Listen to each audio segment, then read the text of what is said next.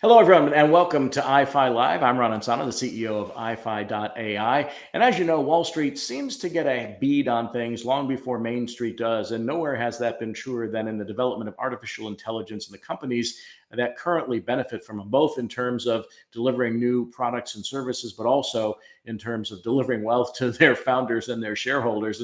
And joining us now to talk about how Wall Street views artificial intelligence, its future, its prospects, its profitability, whether or not we're in a bubble, all of those things, is Dan Ives. He is Managing Director and Senior Research Analyst covering technology for Wedbush Securities. Dan, good to see you. Thanks for being with us today. No, great to be here. Thanks for having me on. All right, so let's just start first with the question that everybody's already asking, though I think it is premature. Are we in an artificial intelligence bubble when it comes to the financial markets right now? Look, I mean, in my opinion, and seeing tech over the decades, just like you have, I view this not as hyper a bubble. I mean, and the reason I say that, the real use cases, the actual growth that's going to come out of the enterprise and on the consumer, it's essentially a fourth industrial revolution playing out. So I'm not saying that there's some stocks that might not they might overshoot in the near term, but this is not hype. I believe this is a transformational growth that we haven't seen since 1995. And it's interesting you bring up 95. I've said much the same myself, that we've just kind of passed through, although not fully, the infrastructure phase of this build out, and we're entering the implementation phase. And when you go back to 1995 at AOL and Netscape and Yahoo were coming out, we hadn't even begun to touch the surface of the other companies that came to benefit from the build out of the internet infrastructure.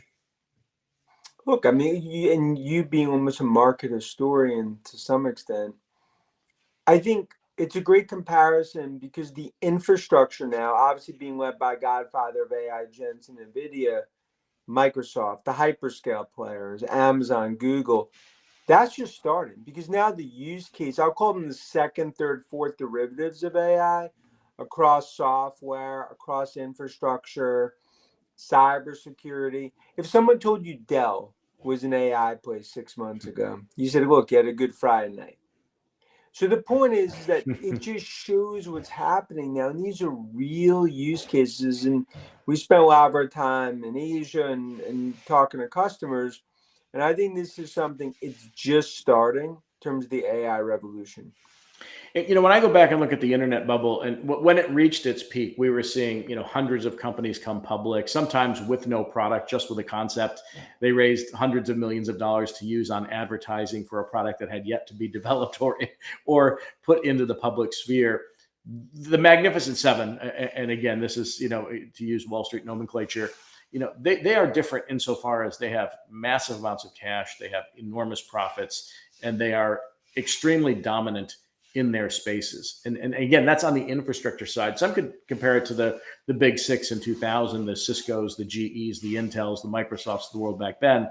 But it appears to me, number one, we're at a different stage of development. Number two, these companies are radically different than those.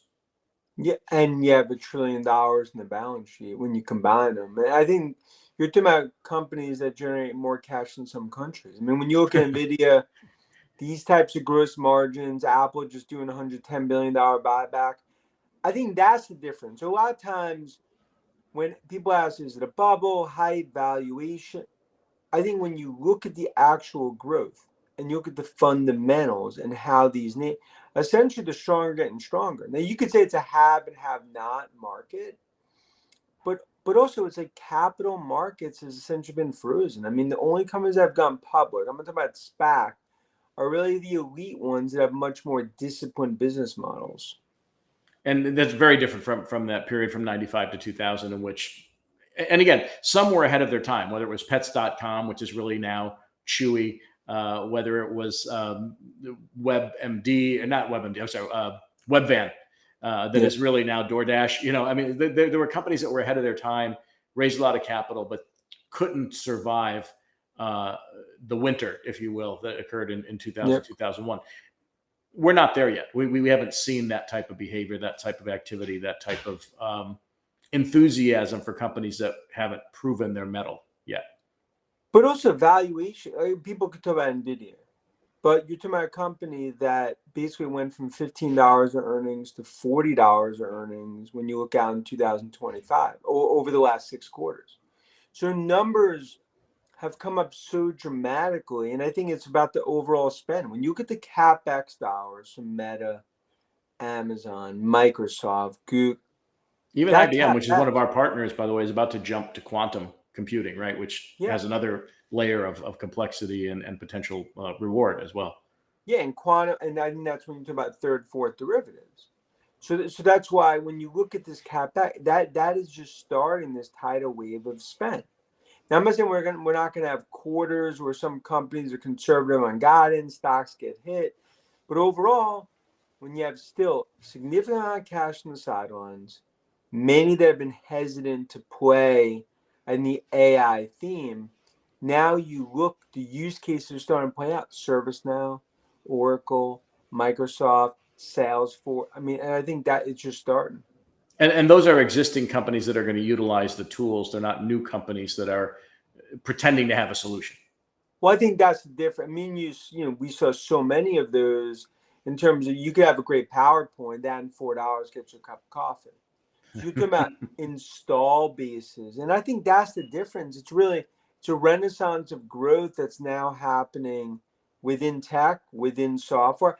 I also think it's going to spur massive M&A. I mean, Cisco doesn't buy Splunk if we're not talking about AI. Right. And that now some of that obviously may take place. That'll depend also on the political climate as well, whether or not we Totally. can see massive consolidation in the space right now. And that may depend on a change of administration. It may not happen if the administration that we have now continues apace. But is M&A necessary at this juncture, or do we need to see companies prove themselves before we see that wave of consolidation that we've seen in prior periods? Look, I think it's necessary just because strategically, I mean, right now it's like Game of Thrones playing out.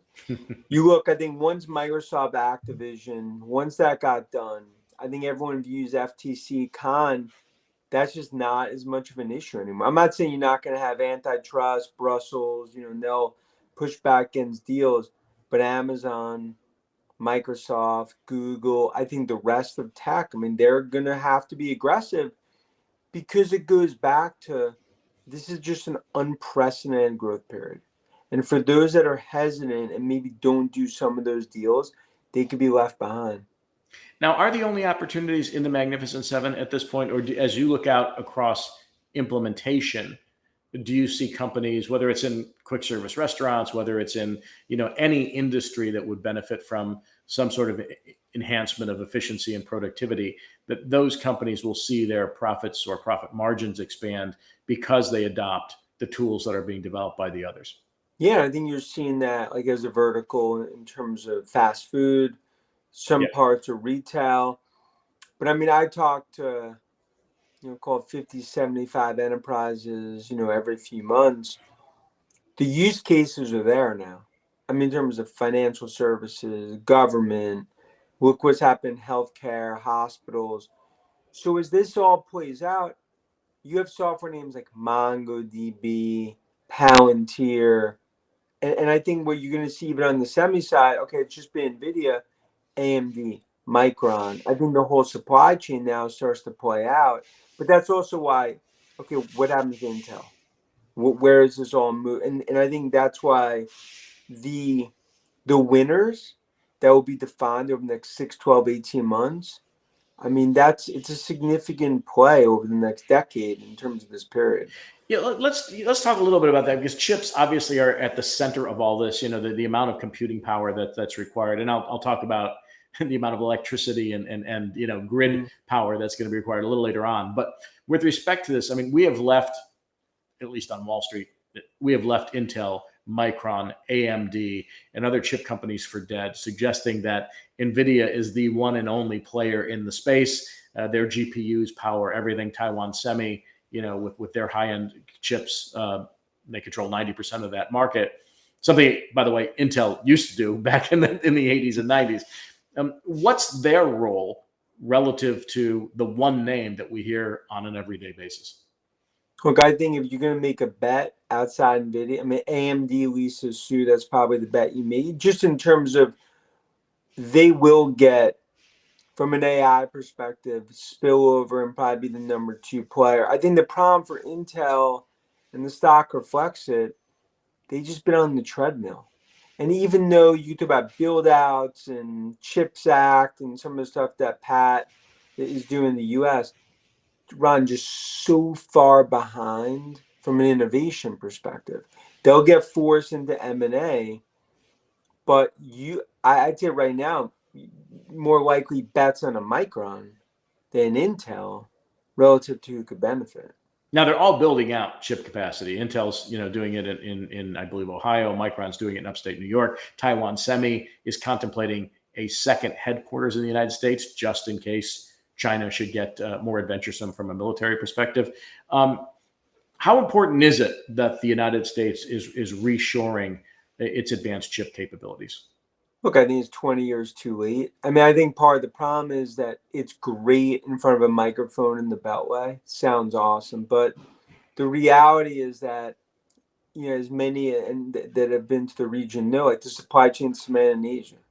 Now, we could maybe get 5-10% into the US over time, but it's going to be arduous. And it all comes down to, when I've talked to politicians down in DC, I always say, look, for a $2,500 iPhone, they should make them in New Jersey.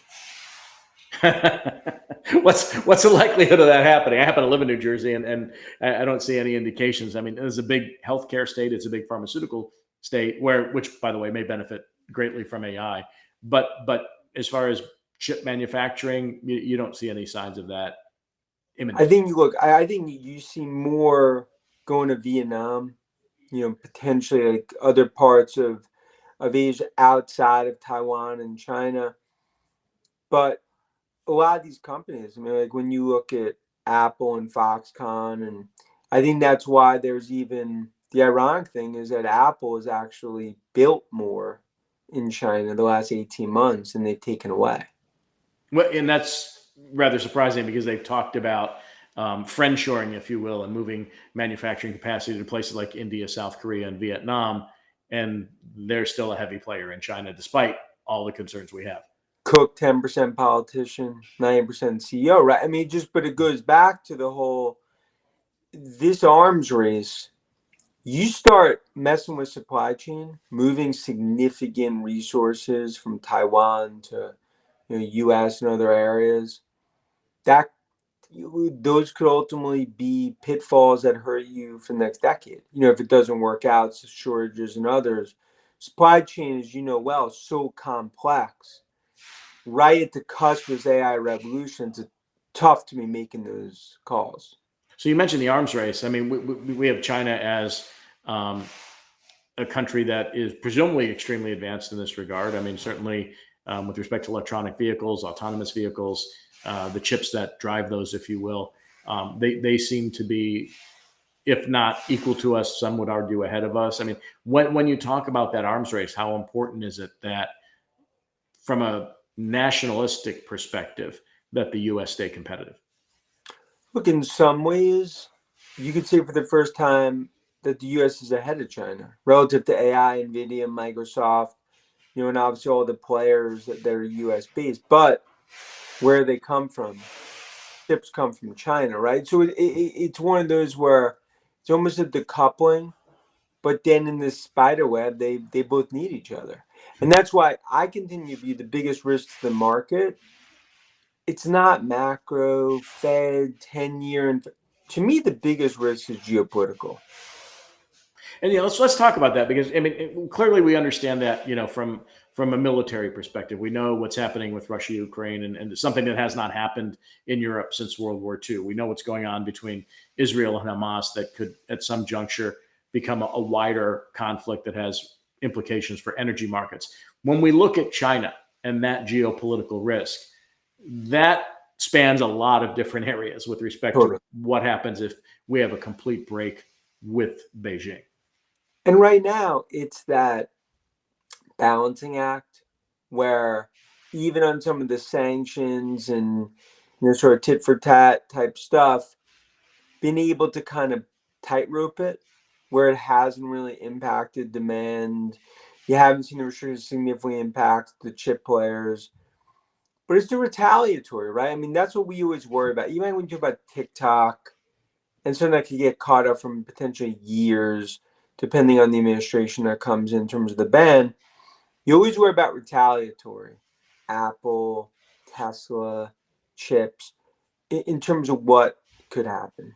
Well, Tesla's almost already being, to an extent, frozen out of the Mm-hmm. Chinese EV market, right? Because number one, they're building them at a much lower cost, and two, and it's through government subsidies that's happening. But they are making a point, I think, with specific regard to Tesla, and maybe occasionally with Apple and the iPhone, that the status quo won't be that those two American companies get to play as aggressively in that marketplace as they have in the past. Well, look, and that's the conundrum because in China and Beijing, they love having in the trophy case Tesla and Apple. I mean, you have probably the two most followed companies potentially in the world, and especially with Musk and Cook. But it's that balance given domestic competition. And you've seen that sort of tug of war that's played out. And ultimately, what was a tailwind's become a headwind for both Tesla and Apple in China. Now, has that changed your outlook for either? I mean, listen, when people have made and lost fortunes on Tesla in just the last year or two alone, for reasons maybe having, in some cases, nothing to do with Tesla. Maybe it had more to do with Elon Musk's involved with X, formerly known as Twitter. I still can't get used to saying that. But how much of it is endemic to the EV business, and how much has to do with his personality and the role he's currently playing in the world? Yeah, look, I mean, it's definitely been navigating a lot of challenges. Look, it was Cinderella ride for many, many years. And now growth challenges, competition, price war that's played out, must balancing a lot of other things, obviously, ever since X. Politically, that when you sell to the mass market, usually alienate people is not a great thing. So for Tesla, it's been challenging period and for months, but my view is the longer term vision. You're talking about a company like a few years ago, 200-300 vehicle, 200-300,000 vehicles. Now it's 2 million per year. So the point is, like, when you start to get to like 6 million vehicles out there, and what I ultimately believe at one point will be 4 or 5 million per year, it's price driven. They're gonna have to lower prices. That's what's happened. But the golden scenario, like the golden goose, is full self-driving. Like that, I'd argue from an AI perspective, like that is the key to the longer term valuation for Tesla. And that's an AI ecosystem. And we've seen Apple reach out now to other partners to Mm-hmm. include artificial intelligence in the iPhone. Is that where we're going to see this great convergence that makes the most difference, not just to investors, but also to people who use the products? Yeah, I think most consumers in the world, they will interact with AI through an Apple device. I'm not saying next 3 months, but when you Mhm. look out next 2, 3, 4 years. And that's why Apple doesn't have to be first, but they have the biggest install base in the world, 2.2 billion iOS devices. So they're selling the shovels, Gold Rush, but the implementation of it is going to be Apple.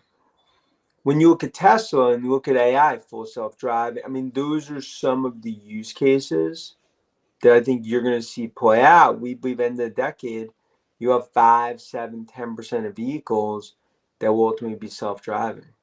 Yeah, let me ask you about that, because not everybody seems to love that notion, and there have been some high-profile fatal accidents that have occurred Hmm? with self-driving vehicles. We talked recently with Melanie Mitchell, who wrote a great book about obviously artificial intelligence, and in the book she talks about some of the problems with fully autonomous vehicles misreading signs that a human wouldn't misread. And she mentioned a billboard with a policeman that was Yeah. holding up a stop sign, and the car misread that as a stop sign, and stopped repeatedly because it couldn't differentiate between a real stop sign and something more symbolic. I mean, how long is it going to take for AI to be utilized in such a way that things like fully autonomous vehicles, whether they're trucks or cars, can navigate our streets such as they are? Yeah, our level 4. billboards, our traffic lights, all the subtleties that come along with driving.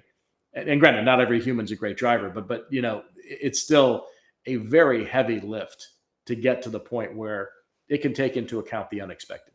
Yeah, I mean, that's what we're going to get. Next 3 to 5 years are key. I mean, this is not something that's going to happen overnight. A lot of issues, a lot of tragedies that we've seen.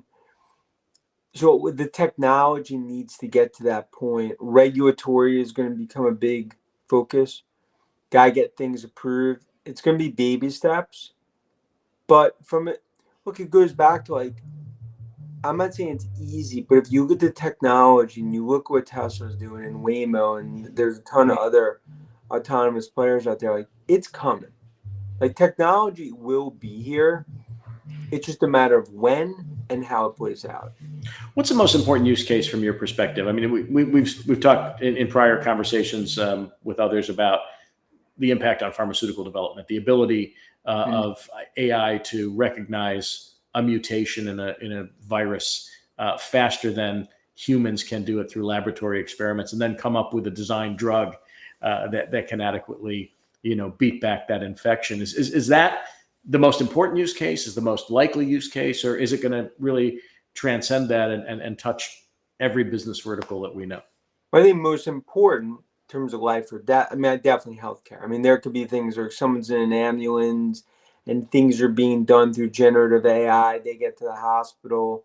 Things that would have taken a few hours took 2 minutes. It could save lives. So I think hospitals, medical research, pharmaceutical, things like that.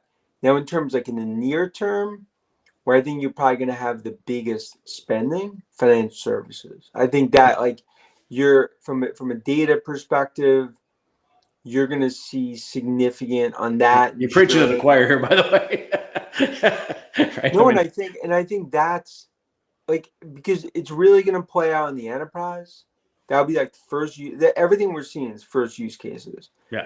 But as we look out, then that's where it goes to the consumer. It goes to the other verticals. What jobs get displaced? Particularly, let's talk a little bit about financial services, because obviously we know what we're doing in the space with respect to market forecasting, stock forecasting, ETF forecasting, portfolio analysis, portfolio construction, asset allocation modeling.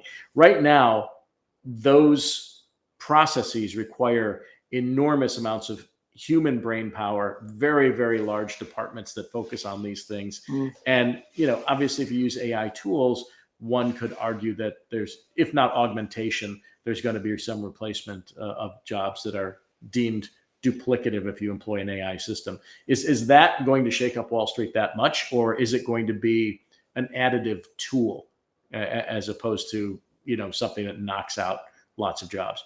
Look, I think in the near term, it's additive. Now, I'm not saying call center and some of these companies won't, have the numbers that sound great to a board or shareholders, but the reality is just not feasible.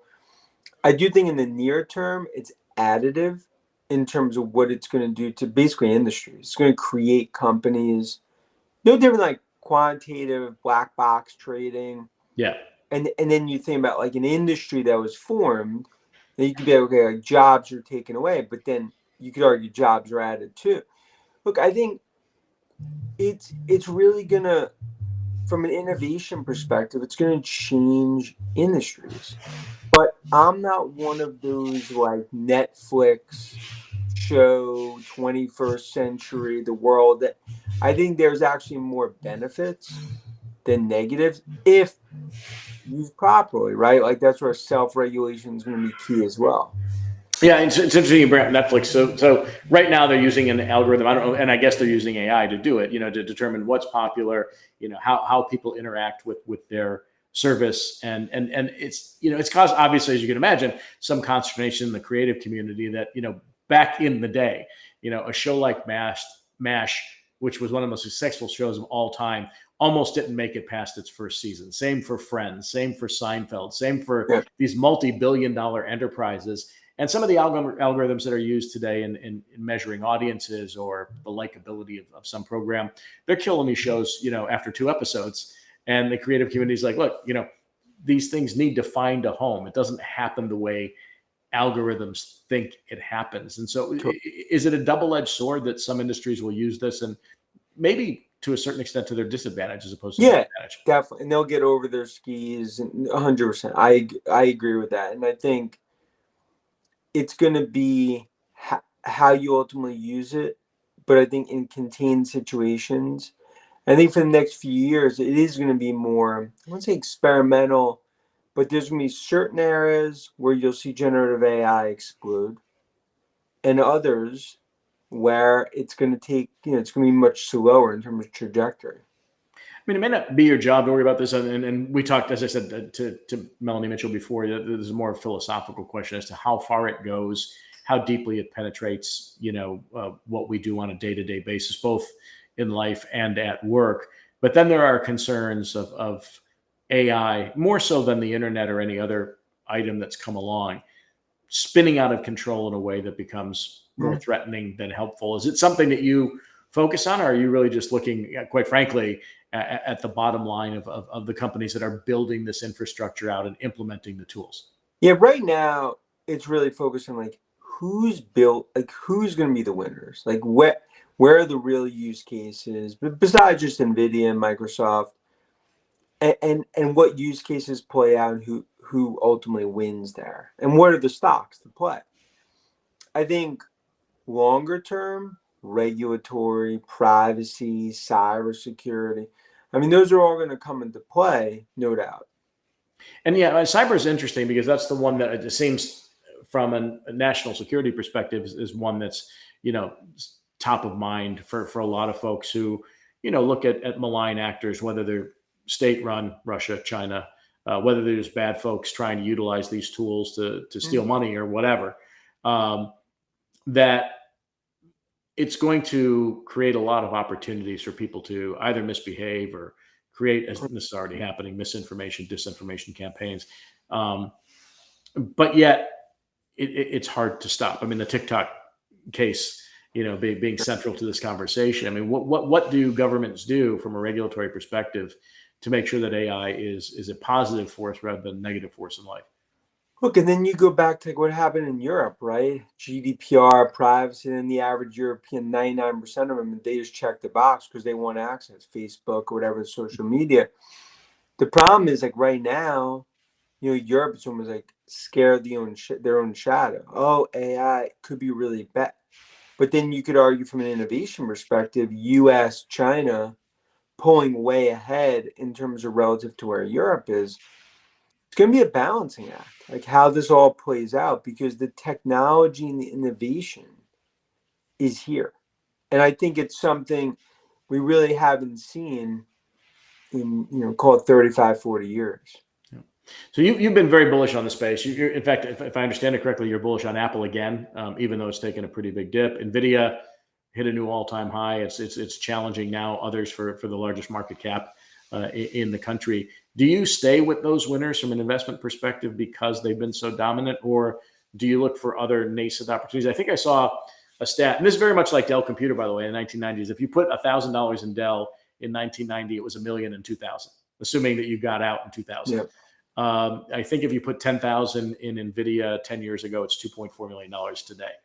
Have those stocks run their course given the outsized gains that we've seen? So are you looking elsewhere, or do you, as others in the past of Wall Street would suggest, you stick with your winners and you cut your losers?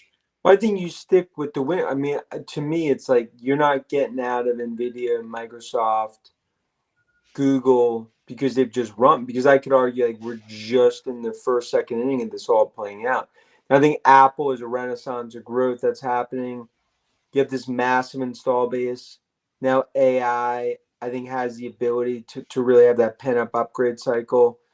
I'd say the same things happen with Salesforce.com, Dell, Oracle, ServiceNow, because these install bases are there. So I view it as like you have your winners, but now it's looking second, third, fourth derivative. How else to play this across semis, software, consumer tech?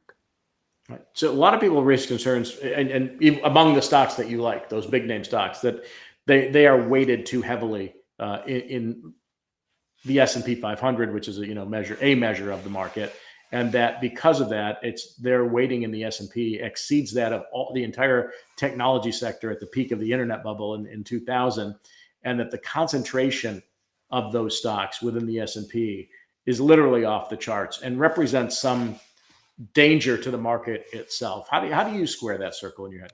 Look, I mean, there's dangers relative to like just so much betting on a small group of companies. But I think right now, and we see with Nvidia, we see Microsoft, I think that's going to spread to a broader group of tech. So like today, it's like a have and have nots. I think that will normalize a bit over time. But for now, in terms of like playing fourth industrial revolution, like I'll pay up for an Nvidia, for a Microsoft, because it comes down to like right lane, the minivan going 45 miles an hour. Okay, value names, I get it, but the growth, what's so unique, will people pay up for the Bugatti in the left lane going 100 miles an hour? And I think what we're seeing in tech, it's look, it's really a bifurcation, right? In terms of so many of these come not just in tech, but just broader markets. And I think so many investors that just stuck to valuation and their 10 spreadsheets from their 10th floor of their New York City office building, they missed the Apples, Yeah. the Let Teslas, me the ask you a little bit more about that. So you referred to me, at least nominally, as a market historian. So you go back into the 1970s. There was the Nifty 50, and there were names like Kodak, Polaroid, and others that were top of their game, top tier companies that were at the cutting edge of innovation.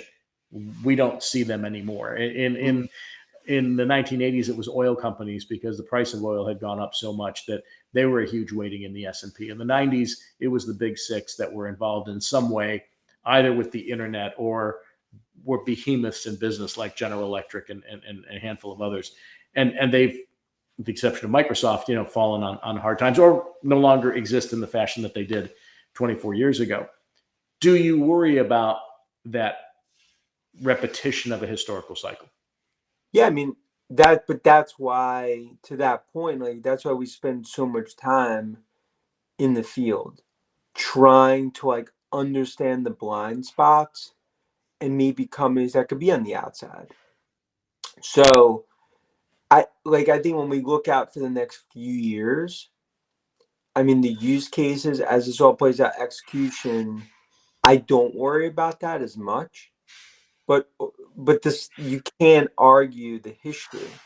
So I do think it is a little different now. I think tech's here to stay, but it's trying to figure out who the winners are and who the losers are. Yeah. Let me ask you before two more questions. One, you just mentioned that you're going out in the field, which leads me to believe that AI is not driving your decision-making process. Even though you are bullish on AI, you're going out and touching and feeling things. It's important that I talk to people out smarter than me, the developers, the enterprise buyers, CIOs, because that's ultimately like, how we've built, I think, our reputation in terms of trying to identify not just the themes but the winners. Because just could you say AI 50 times in a conference call doesn't make you an AI player. And it's trying to kind of navigate some of like the hype and maybe some of the fog to try to identify who are ultimately going to be the winners to navigate this. Fun fact, you've recently been named, and I don't know if this was official, but you've recently been named best dressed analyst on Wall Street. Listen, you become something of a guru, and we know what happens, like highly concentrated positions in indexes. Sometimes that doesn't last. Are you aware of, do you think of the role um, amid your sartorial splendor of being a guru on Wall Street and both the risks and rewards that come with that? Yeah, look, I mean, I take it with like a weight. So in other words, like I feel like there's more pressure on me to like go out in the field and understand the blind spots and how real it is and is there a hype.